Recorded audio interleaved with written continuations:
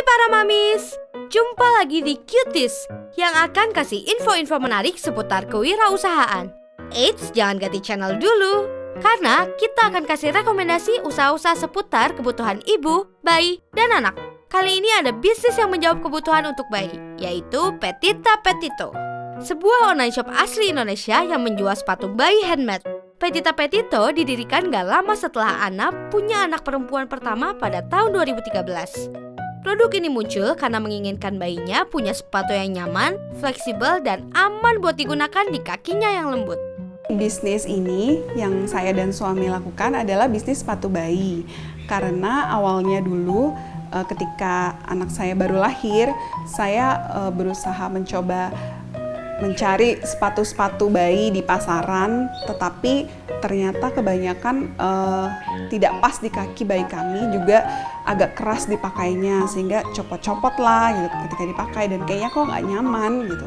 Akhirnya karena saya suka dengan handmade, sesuatu yang handmade, saya mencoba develop sendiri, mencari inspirasi dari internet tentunya, kemudian mencoba membuat sendiri sepatu yang pas dan nyaman untuk anak saya, dan lahirlah Petita Petito ini. Jadi dulu itu ketika saya pertama kali bikin untuk anak saya sendiri dan kita pakai jalan-jalan ketemu teman, ternyata teman-teman tuh suka juga sama sepatu ini gitu. Jadi mulailah dari situ mereka pesan-pesan minta dibuatin. Akhirnya saya dan suami melihat kok ini ada peluang yang bagus buat dibisniskan oleh kita. Jadi mulailah kita berbisnis sepatu bayi. Jadi kata Petita Petito itu berasal dari kata petit sih, yang artinya kecil atau mungil. Nggak ada meaning spesial khusus. Karena kita pilih kata ini memang produk kami ditujukan untuk bayi-bayi yang kakinya masih kecil mungil, yang memang sepatunya khusus untuk mereka gitu. Keunggulan yang dimiliki Petita Petito udah pasti pada produknya yang nyaman digunakan oleh bayi. Ana sendiri melakukan uji coba produk buatannya ini pada anaknya sendiri. Jadi udah pasti terpercaya kan produknya? Selain itu, pilihan warna dan motif yang banyak serta harga yang terjangkau jadi keunggulan dibandingkan dari sepatu bayi lainnya. Yang membedakan produk ini dengan produk yang lain, yang pertama itu udah pasti nyaman banget untuk bayi. Karena udah diuji cobakan langsung ke anak saya sendiri, dan kita juga memakai bahan-bahan yang lembut dan aman untuk bayi.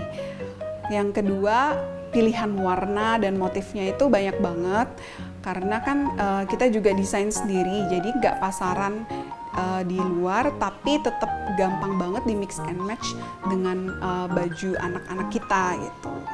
Terus yang terakhir udah pasti harganya sangat terjangkau. Bestseller dari Petita Petito yaitu produk yang motif dan warnanya hitam putih, sehingga gampang buat di mix and match.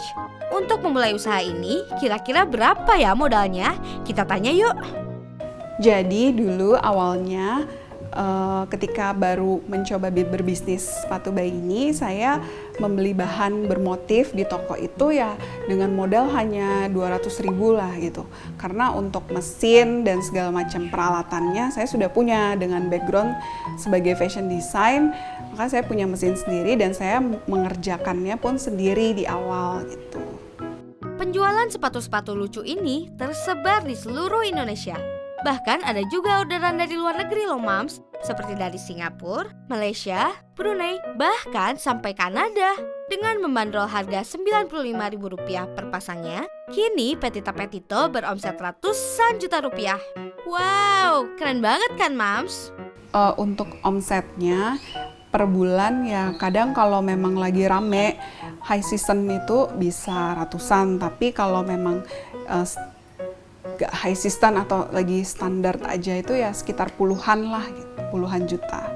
Wanita bernama asli Ana Astaman ini berharap agar produknya bisa lebih dikenal lagi hingga ke mancanegara.